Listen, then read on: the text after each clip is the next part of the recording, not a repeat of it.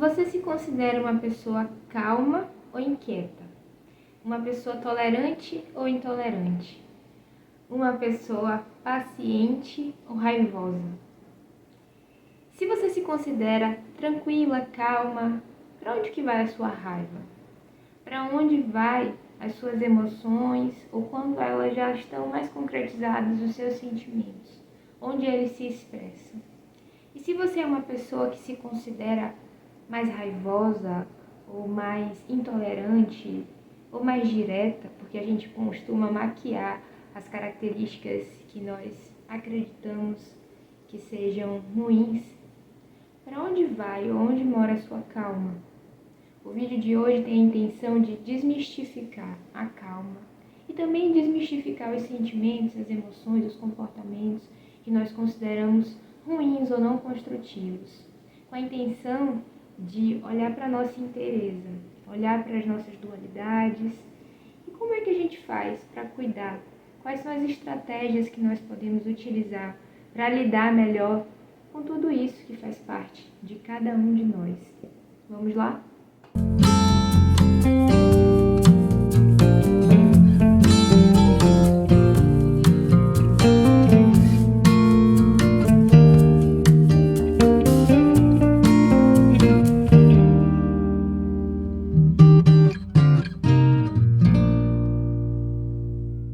Salve, gente boa! Salve, camomilas! Como vocês estão? Eu espero que bem. Esse é o Calma, o nosso encontro semanal para cuidar da alma. Eu me chamo Samila e vocês podem me chamar de Sam. E hoje eu tô aqui para compartilhar com vocês que a vida, ela não precisa ter tanta calma assim, mas precisa ter muita alma. Contrariando todas as expectativas, já que o nome desse programa semanal é Calma, já que a calma é uma busca declarada que eu tenho na vida e que muitas pessoas, quando me encontram, costumam falar: nossa, como você é uma pessoa calma, como é que faz para ser dessa forma?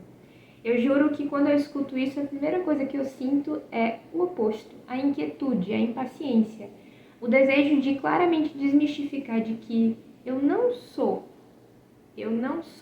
nada, eu sou tudo na verdade, assim como você, assim como todos nós.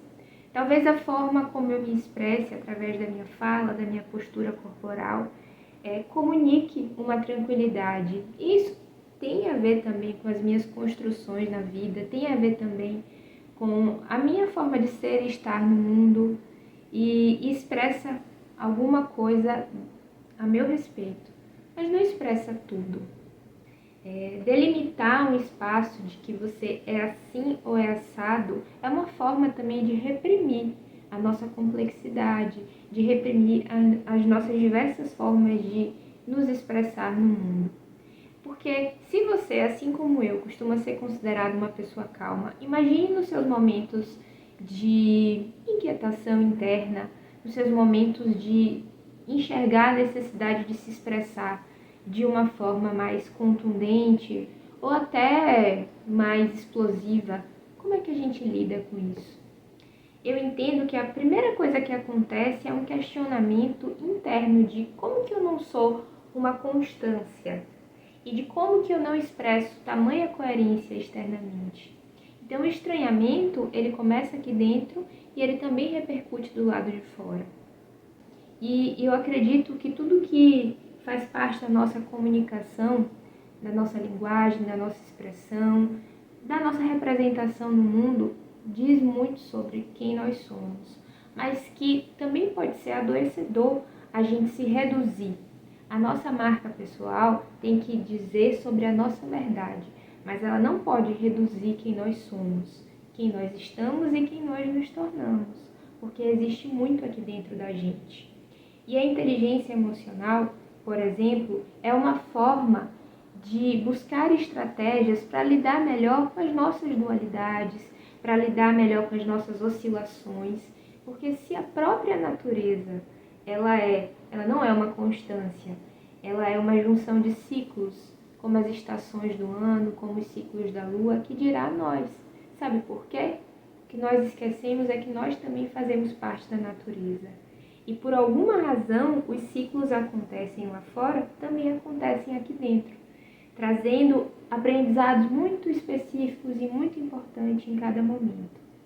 Quando nós estamos no nosso inverno pessoal, tudo que nós queremos é sair desse momento. Mas olha quantas reflexões, quantas mudanças de foco a nossa baixa de energia nos trouxe.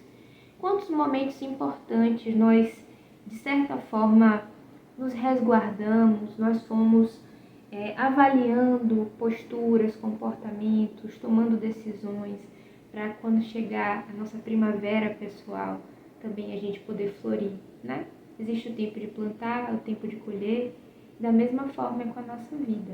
Existe o nosso verão, a nossa criatividade, aquele momento mais extrovertido, de mais conexão com o externo. E existe o outro momento também de que a baixa vai tomando conta mais uma vez, de que a nossa avaliação do nosso momento de vida, da vida como um todo também vai acontecendo, que pode ser considerado o outono das nossas vidas. Mas eu não tirei essa conclusão sozinha, não.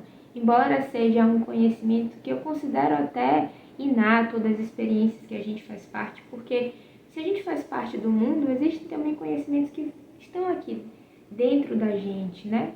Nós chegamos relativamente há pouco tempo, quem está aqui presente nesse mundo, mas a gente traz os nossos saberes ancestrais, a gente traz os nossos saberes no nosso DNA de alguma forma e nos nossos aprendizados e conhecimentos que vamos tomando durante o percurso das nossas vidas. Enfim, mas eu queria falar que eu não pensei sobre isso sozinha. Na verdade, eu vinha refletindo nos últimos tempos sobre o dizer com calma e com alma, quando eu me referi aqui ao programa Calma. E depois eu pensei, nossa, mas não é com tanta calma assim. Talvez a alma seja o que seja mais importante, porque a calma é uma busca por viver de forma mais inteligente, é uma busca por melhor viver, mas é uma construção. E a alma? Não é a alma que traz todo esse significado, que nos conecta à nossa essência e que pode fazer, que nos dá essa força motriz justamente para buscar um aprendizado junto a um comportamento, a um pensamento, a um sentir, ao viver com mais calma, com mais paciência. E daí, esses dias que não estavam sendo dias de tanta calma, estava refletindo muito sobre isso. E aí eu fui até a casa dos meus pais e eu deixei alguns livros meus lá, quando eu me mudei. Eu abri um armário que tinha alguns livros e eu encontrei um livro que eu li há alguns anos atrás e que ele trazia justamente o que eu estava precisando escutar agora e compartilhar. Era o que eu queria compartilhar nesse momento. E é esse aqui, O Poder da Paciência. Eu vou colocar aqui na descrição e eu gostaria de conversar com vocês a partir de alguns tópicos desse livro e depois trazer outras referências também para falar o justo oposto da paciência, que é a nossa inquietação, que são os nossos momentos de raiva, mas também de euforia, e como tudo isso aí contribui para o nosso desenvolvimento de forma harmonizada e mais ou menos equilibrada aqui nessa vida. Vou inverter aqui o meu raciocínio, porque eu falei que ia começar falando sobre os tópicos do livro, mas me veio à cabeça começar primeiro falando sobre essa nossa busca por fórmulas para solucionar os nossos problemas. Fórmulas para lidar com as nossas emoções indesejadas, fórmula para lidar com a raiva, com a inquietação, sem observar também que isso acontece de forma natural no nosso corpo, dentro de nós. Então, a forma também como nós lidamos com isso é muito única, porque nós somos seres diferentes. Eu entendo que se emerge uma emoção, a emoção ela vem como uma busca por expressão. E a forma como nós expressamos é que nós podemos escolher. Porque reprimir as nossas emoções nos adoecem de alguma maneira. Porque pensem, se você se considera uma pessoa calma, mas você reprime a sua emoção de raiva, a sua emoção que se opõe a esse comportamento calmo, para onde é que essa raiva vai? Já que ela precisa se expressar. Se ela não se expressa imediatamente, ela pode ser somatizada ela pode repercutir no seu corpo de alguma maneira, ela pode se perpetuar através de um sentimento que pode estar sendo ocultado aí, mas que vai explodir em algum momento na sua vida, seja num comportamento, numa expressão verbal futuramente, seja num adoecimento físico. Existe a necessidade da emoção se expressar. Ao mesmo tempo, se você se considera já uma pessoa mais reativa e sempre que você sentir uma emoção também que é considerada desagradável, o seu ímpeto seja de expressão imediata, sem pensar se a sua expressão vai ferir uma outra pessoa, sem pensar nas consequências da sua expressão no mundo, isso também não me parece algo razoável, saudável, nem para você e nem para quem recebe, né? Não existe uma construção, e sim uma implosão, uma destruição de alguma maneira. Então, a busca por reconhecer os sentimentos e entender as necessidades que estão por trás desses sentimentos, buscar estratégias para lidar melhor com isso, é importante, mas é difícil, porque para a gente fazer isso tem que ter uma escolha diária. Eu trago essa ideia de sentimentos e necessidades desse livrinho aqui, que não é o mesmo livrinho. É O Surpreendente Propósito da Raiva, do Marshall Rosenberg. É um livro bem interessante e que traz algumas reflexões para que a gente possa pensar na raiva como também algo importante, algo que traz uma força motivadora dentro da gente, que, se bem direcionada, pode ter também um propósito construtivo na nossa vida e não destrutivo. Mas que a forma como nós lidamos com essa emoção é que vai determinar se ela vai ser boa ou ruim nas nossas vidas. Eu acredito que passar a escolher, passar a trazer a consciência, como é que a gente se comporta a respeito das situações, sabe? O que me estimula a ter raiva? O que me conforta e me traz tranquilidade? É um caminho de autoconhecimento muito básico a gente entender o que nós consideramos bom ou ruim, o que nos estimula positivamente ou negativamente, para também, a partir daquilo, começar a buscar caminhos de como é que eu vou me relacionar quando isso chegar na minha vida, já que a vida não é uma constância, já que a vida não é linear. Como que eu vou me relacionar com essas oscilações? Então, trazer isso à consciência. Ao mesmo tempo, a vida nos surpreende e eu sempre trago isso aqui. Às vezes nós já aprendemos a lidar com determinadas situações e com as nossas emoções a partir disso, mas a vida vem e surpreende com uma circunstância completamente diferente.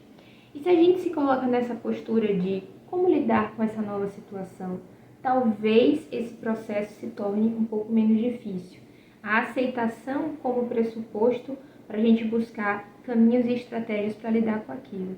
Ao mesmo tempo, quando a gente está nesse caminho de se colocar como buscadores de melhor viver, pode vir imediatamente também aquela culpa, aquela dor da pessoa que é o curador ferido, né? Que busca por cura, mas que não tem as suas próprias feridas para lidar.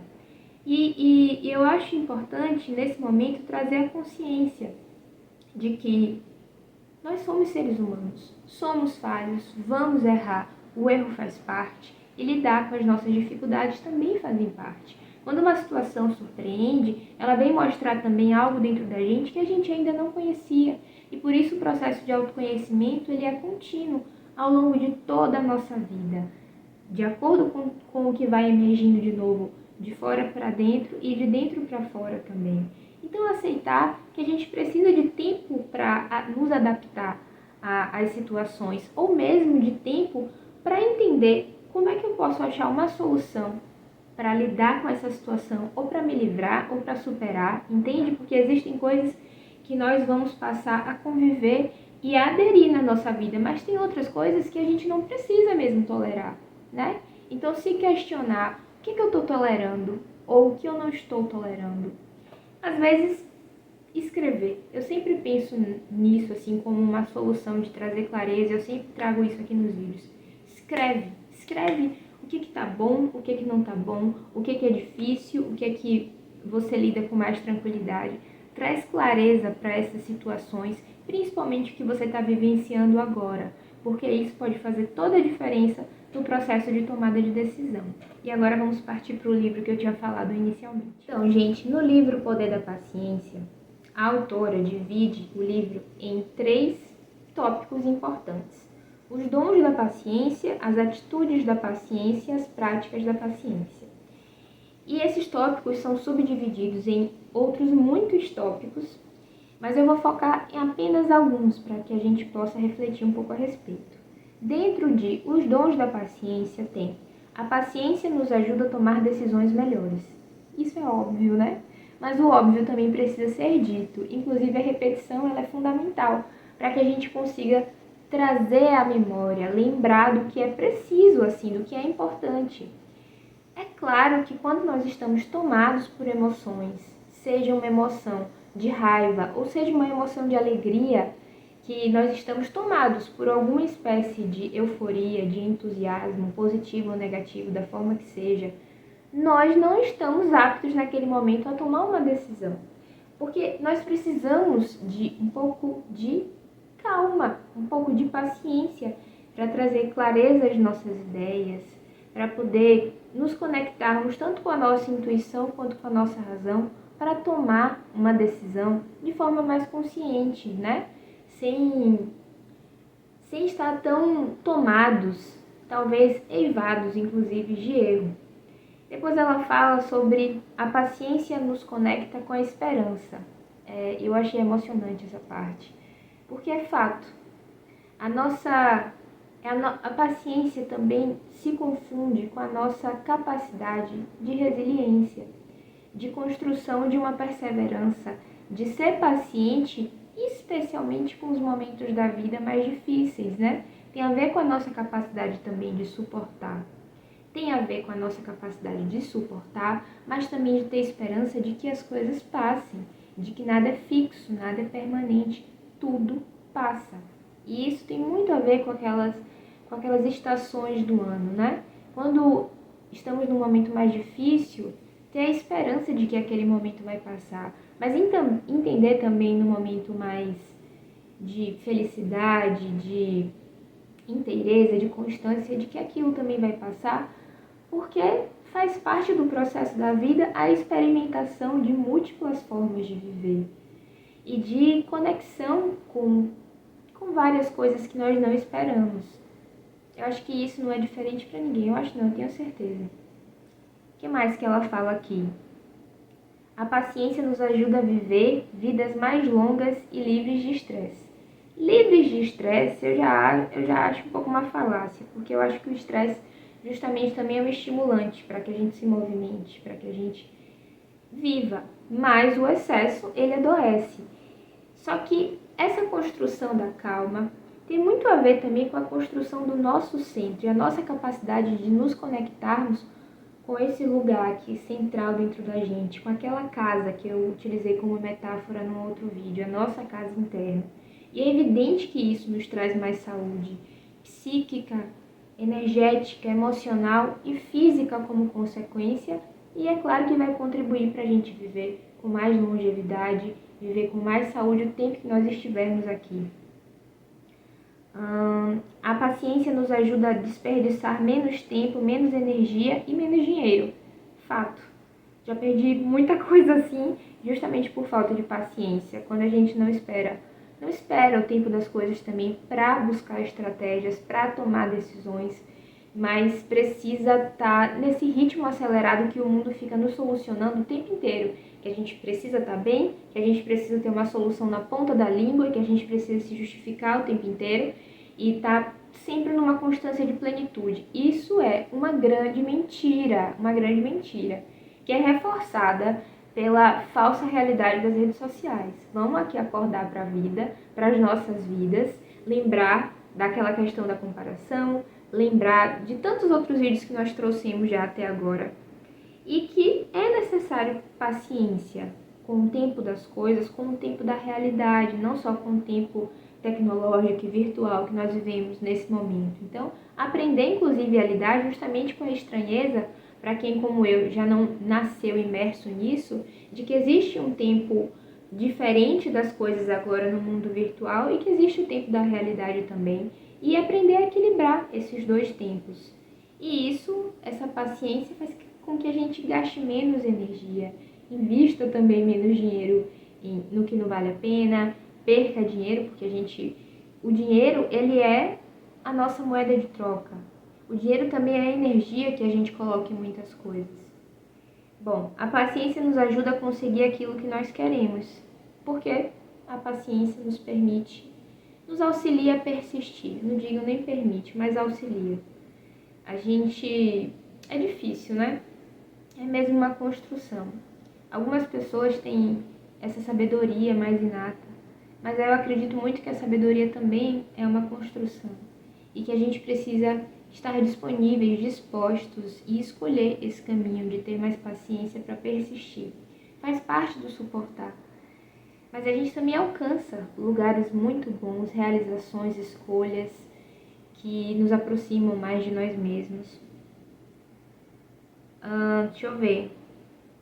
Nos dá maior tolerância, empatia, paciência, fato, né? Porque nós não vivemos sozinhos, nos relacionamos com os outros e precisamos das outras pessoas.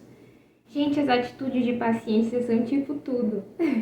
Vou aproveitar que eu encontrei esse livro e escrever algumas dessas frases assim para relembrar. Preciso, e você também, todos nós precisamos relembrar dessas forças, inclusive, que são: eu ainda estou aprendendo. Nós somos aprendizes.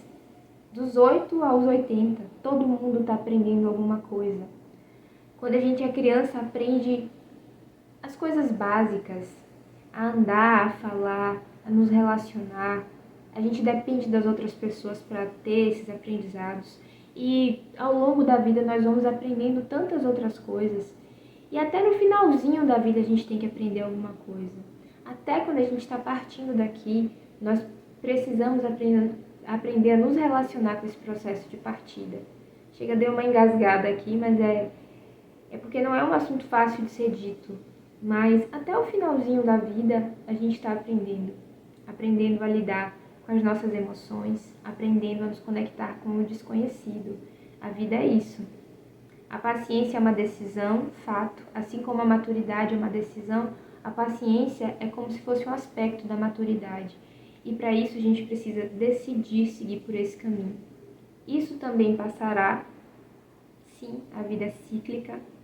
Os parafusos são tão importantes quanto as asas. A gente precisa se fixar também.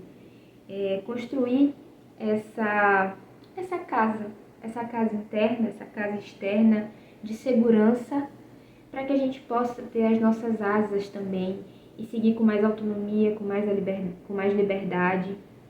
A espera faz parte da vida, lidar com a paciência de esperar os momentos. É melhor tentar solucionar um problema do que tentar se desvencilhar dele. Reprimir, ocultar ou tentar jogar para fora alguma coisa que surgiu na nossa vida é como se fosse adiar o problema. Então, buscar estratégias para lidar com ele de imediato ou progressivamente é o que a gente pode fazer de melhor. Aonde é que você está indo com tanta pressa? Com tanta pressa, para onde que a gente vai? Se a gente não trilhar caminhos com mais clareza a respeito de o que nós queremos fazer das nossas vidas. Nos desligarmos é tão importante quanto nos ligarmos. Fato. É a necessidade de descanso, de parar. E é fundamental a pausa para que a gente possa reiniciar. Até no dia a dia isso faz parte de nós, do ciclo circadiano. Nós precisamos dormir para poder acordar e recomeçar. Assim é. Os ciclos curtos do dia a dia, assim são os ciclos mais longos da vida também. As pessoas são apenas seres humanos. Seres humanos com luzes e sombras. Algumas coisas valem a espera. O que é que vale a sua espera? Juro que refleti muito sobre isso agora de manhã. Eu sei o que vale a minha espera. E eu preciso, quantas vezes for necessário, me vincular a essa paciência, porque essa espera tem a ver com o autoencontro, tem a ver com realizar também em vida o que diz sobre quem eu sou, estou e me torno, com a minha verdade. E isso acontece aí do outro lado também com você. Leve o tempo que for necessário. Tanta gente para ter algumas realizações na vida, porque a gente olha muito para o que a gente materializa, né? Mas também existe a realização íntima. Então, nesses dois aspectos, interno ou externo, leve o tempo que for necessário. O que realmente importa para a gente, nós precisamos ter paciência e, é claro, alimentar essa construção. Há mais de um caminho certo. Essa é fogo. Mesmo que a gente saiba o que nós queremos, é preciso entender que existem muitas formas de realizar, que existem muitas formas de fazer o que a gente precisa fazer. E assim nós nos tornamos o que ela chama de professores da paciência. E as práticas da paciência foram já muito ditas aqui no decorrer do vídeo, mas é dizer a si mesmo a verdade sobre a sua posição nesse momento. Trazer clareza. Não adianta mentir para si mesmo, é sempre a pior mentira, como disse Renato Russo. Tem que tirar as máscaras, tem que olhar a verdade nua e crua a respeito de nós mesmos. Porque se a gente mente pra gente, vamos construir mentiras no mundo o tempo inteiro, com as outras pessoas, onde nós estivermos. E viver uma mentira tem um peso, né? E tem consequências. Sintonize-se pela parte da manhã. Ela traz isso como uma dica, né? Um momento de... aquele momento que você acabou de sair daquele ciclo do sono, de acordar, de estar com você. Então, se sintonizar em si, olhar um pouco mais para dentro. Se você não está conseguindo fazer isso agora, também não se culpa, mas também pode ser uma meta, algo que pode ser construído aos poucos. Às vezes um café da manhã com um pouco mais de paciência, às vezes um momento da manhã para respirar, para escrever, para meditar, se for o caso. Mas se não estiver conseguindo também, faz da forma que for possível para você. Ela pergunta das duas formas e saiba o que deflagra a sua impaciência, para olhar o que a gente já falou antes. Quais são os estímulos que me deixam impacientes e quais são também os estímulos que eu lido com mais tranquilidade, o que eu tenho de forma mais confortável, assim, já no meu repertório de paciência. Ela fala sobre os momentos de pausa, fala sobre ter bom senso em vez de fúria no trânsito, coisas bem cotidianas também. Fala sobre as relações com os filhos, que é sobre aquela questão de se existe alguém numa esfera hierárquica menor que a minha, no sentido de, no processo de construção mesmo, física, biológica, psíquica, comportamental, né? Uma pessoa, uma criança, um adolescente, um filho, em regra, que são pessoas mais novas, tem um repertório menor que o nosso. Então, a paciência no processo de construção está mais acessível a pessoas adultas e também pessoas adultas que fazem essa escolha da maturidade. Não estou dizendo que é fácil aí do outro lado não, tá? Só estou dizendo que a gente pode decidir alimentar essa caminhada. Utilizar a sabedoria interior, que é essa sabedoria inata. Tem a sabedoria construída e tem a inata também, que é escutar o que se passa aqui dentro da gente. Responder ao seu coração, dizer a si mesmo o tempo todo do que você precisa, clareza sobre necessidades, fazer análise dos seus riscos.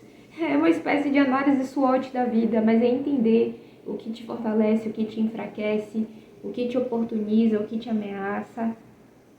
E não se sobrecarregar, não se permitir se sobrecarregar, o que é algo quase impossível, assim, de forma geral, mas quando a gente se sobrecarregar, trazer a consciência, quando puder escolher não se sobrecarregar. Enfim, acho que já foi bastante coisa no vídeo de hoje e eu espero que chegue aí de uma forma bacana para que a reflexão aconteça. Ela está acontecendo aqui do outro lado também. E se você curtiu esse vídeo, curte, compartilha com pelo menos 3 pessoas, isso é super importante para que o canal ganhe repercussão. Eu coloco a minha energia aqui para vocês. E se essa energia chega do outro lado aí, que ela possa se espalhar por outros lugares. Se inscreva no canal, ative o sininho para receber as notificações. Eu sempre honro e agradeço muito a presença de vocês aqui. Até mais!